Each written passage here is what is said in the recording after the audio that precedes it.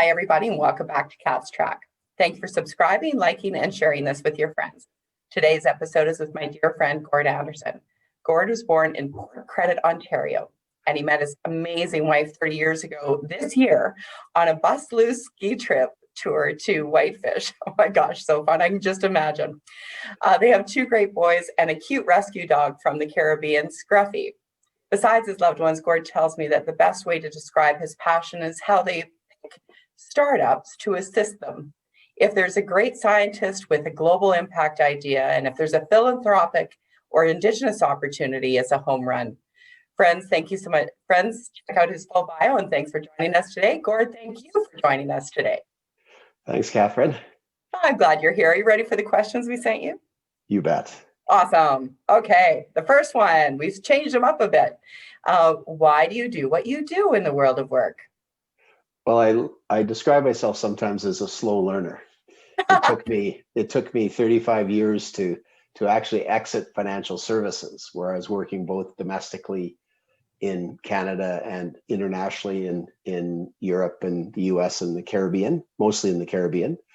And so when I exited, I went into the unconflicted world.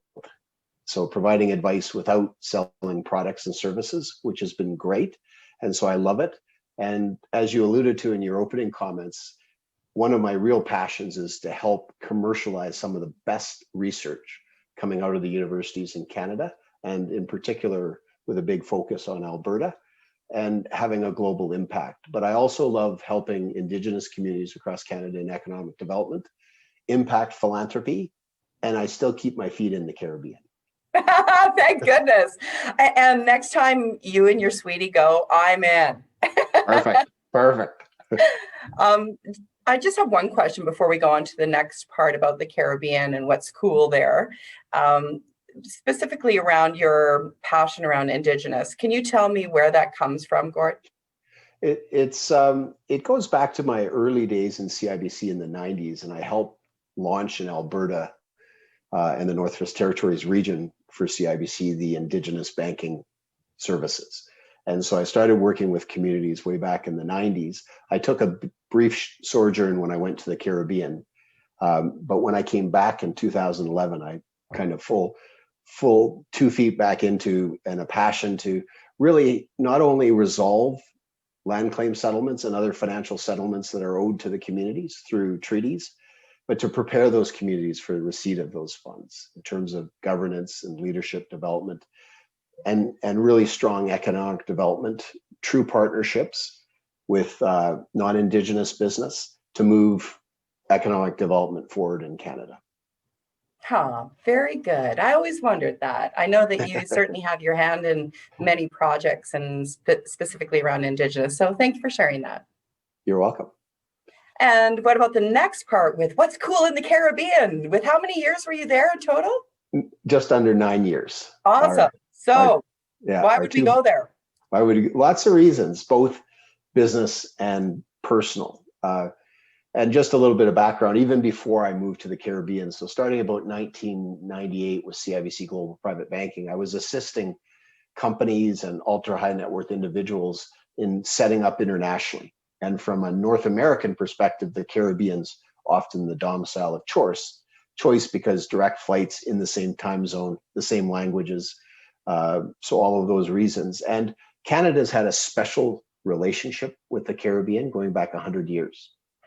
So in Barbados, for example, the Canadian High Commission set up an office in 1907. Well, RBC set up an office in 1911. So, RBC was, as an example, was the bank, the central bank in Bahamas for years. And so we've had a Canadian connection to the Caribbean for over 100 years, which is great. And I've assisted probably, I would say, a couple hundred companies over the last 20 years in setting up in the Caribbean. Wow. And what does that take? And is every country different, or do they have their own DNA? How does that work? Every country is different. I would probably say if you're a Canadian company and you're setting up in the Caribbean, you'd go to the big four. So you'd go to Cayman, Bahamas, Barbados, Bermuda. So very quickly on each, Bermuda is an insurance jurisdiction and reinsurance jurisdiction. After London and New York, it's the third largest domicile in the world for insurance. So if you're a company and you're looking at your global insurance strategy, you have a stopover in Bermuda, and it's the largest domicile for setting up insurance companies, captive insurance companies, primarily from the US. Now, if you're looking at Cayman, you're probably more US focused in terms of the healthcare, and there's over 800 companies that have set up from the US in Cayman in terms of an insurance strategy. Bahamas is more private wealth, and it was more central Canada, Quebec in particular, and Ontario. Again, direct flights down there, so private wealth. Barbados is a corporate domicile. So there's over 3,000 Canadian companies that are set up from all of the banks and all of the insurance companies, all of the major oil companies in Alberta. But then a lot of any company that has extensive international operations, that's one of the domiciles you'd look at. And it's even more popular than Luxembourg, the Netherlands, Ireland, Switzerland, Singapore, etc. It's an international financial center, but with a tax treaty with Canada that was signed in 1980. So most of companies that are exporting around the world would set up in Barbados. And the Cayman, can you dig a little deeper on that for us? Cayman's a great domicile. It started in the 70s when things were shut down in the Bahamas with a change in the leadership and from a political perspective. The captives went to Bermuda and the private banks went to Cayman. So it started as a private banking domicile. It's a great domicile for fund administration from around the world. And if you're setting up, international funds, and you don't set up in the US only if you want to sell in the US, but if you want to sell around the world, there's probably 20,000 different funds that are set up in Cayman.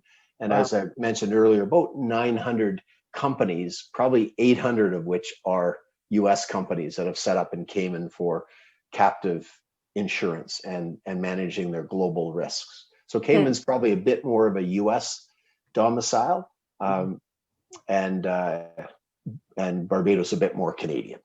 Okay. And what about from a family perspective? Of course, if you were there 9 years, your kids were small. From your perspective, which area would be best to raise a small family? That's a great question. We had a choice when we were moving down with RBC. My last role with RBC was a joint head of the Caribbean. So I could have been based in Bahamas or Cayman or Barbados. At the time, RBC also had a Bermuda office. But we picked Barbados for our family for a couple of reasons. One is it's a bigger island, with almost 300,000 people. And it's a little bit more of a local presence. Cayman has, estimated, 70, 80,000 people, of which probably 70,000 are expats. So it's very much North American with great benefits, better infrastructure, for example. It's like Florida, palm trees and warm beaches and great infrastructure, but it's not really a Caribbean feel. So depending on what you want, if you wanted things to be exactly like they are at home, then you're probably better to go to Cayman. So I always say, if you're going there for personal reasons to give up your residency, maybe for tax reasons and other reasons, really look at what you want to do. If you're a diver, Cayman. If you're a surfer, Barbados. If you're scuba diving, Cayman. If you're if you're a golfer, Barbados. Depending on what your hobbies are, almost. If it's a business decision, it's probably Barbados for Canada. But if it's a residential decision, it may be Cayman because it's more like home. It's more like Canada. Cool. Awesome. Thank you for going deeper on that. One other question before we move on. Love to know, you've got a huge philanthropic heart, and that's certainly what gravitated to me with you in the first place. I'm so glad that Mark Starrett introduced us. Your heart, obviously has been like this your whole life. When you were living in the Caribbean, was that fulfilled for you? Were you doing some philanthropy work down there, and what did that look like? Yeah, I was doing a bit there, but more for wealthy cross-border families. So more helping them with their philanthropy, setting up large foundations, running private trust companies, running large private trusts. So more helping there. But we absolutely were involved locally in the community, which was great. I did a lot of things business-wise, like being on the board of the CFA chapter there and the STEP Society of Trust and Estate Practitioners chapter there. So it was more for me that piece, but obviously my wife was more involved with the Canadian Women's Club and that was a 300 person strong, that their whole mandate was giving back to the local community. Very cool. Awesome. Now, okay, wait, there is one more. Okay, tax advantages. Okay, Yes. Business, personal, what area is best and what are the reasons why? Sure. If you're setting up an insurance company and that's all you're setting up, you may want to look at Bermuda or Cayman. If you're setting up an active business that's going to sell products and services around the world, Barbados would be your better jurisdiction. That tax rate is maximum 5%, and it's very novel. As your revenues go up, the tax rate goes down. So on every $5 million in revenues, your tax rate goes down from 5%. And taxes that are paid in Barbados can be used as a credit for taxes in other countries in most cases. And it also lowers your withholding tax if you have operations in Europe and you're repatriating profits through the Barbados subsidiary. It has a lower tax rate and then no tax back to Canada. That's the beauty of treaties, double taxation tax treaties. If you're a resident of, and you want to move, there's no tax in domiciles like Cayman, so Bahamas, but a lot of the Caribbean is that way. And Barbados, you're only taxed on revenue that you earn in Barbados, not on your global wealth. So it is very tax effective from a residential perspective throughout the Caribbean. And the only thing I would also point out is one of the key deciding factors is safety. And the big four, as I described, I would probably rank them in safety: Cayman, Barbados, Bermuda, Bahamas. And then most of the countries quite a ways down after that, with the ones that are the most risky tending to be Jamaica and Trinidad and Haiti and unfortunately countries that are also struggling a bit more potentially economically, but have higher crime problems. So that's, safety is always a factor. And I think you're fine in the big four, especially the big three. Excellent. Thank you, Gord. You're welcome. And how about in closing with, what do you see on the horizon? I'm excited for you and Mark. What do you got cooking over there? Well, it's, I almost don't like to say this, but COVID did not impact our business because, and in a lot of respects, that was great. We could just move on and continue to help these great scientists commercialize. So in 2021, I would say we're going to go from 5 life sciences companies that we're assisting and helping commercialize to 10. Wow. And we'll probably double our staff. We just hired a person yesterday who will kind of help run the day-to-day operations across our portfolios, but we'll probably go from 6 staff to 12 staff in the next year. That's awesome. And so that's great. I also want to continue some work in impact philanthropy with Mark and I, which would be great, and continue to do some charitable work and assistance in the Indigenous space. Very cool. I'm delighted to hear that. And congratulations to you guys. Wow, well done. Thank you. Not been an easy year for many, and I'm delighted to hear this good news story. Yeah, I almost don't like to talk about it. I feel a little bit guilty, but we've been very busy.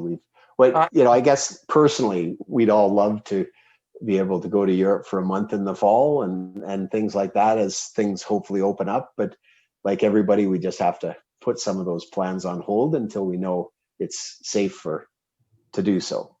And in your case, you just stay busy anyway. Well done. That's right. Gord, thank you so much for sharing your wisdom and knowledge with us today. I'm so grateful. Thanks, Catherine. It's been a great conversation. Thank you, everyone. That was Gord Anderson on what's cool in the Caribbean and what's new for them on the horizon. So cool. Enjoy the rest of your day. Thanks for joining us on Cats Track. We'll see you next time.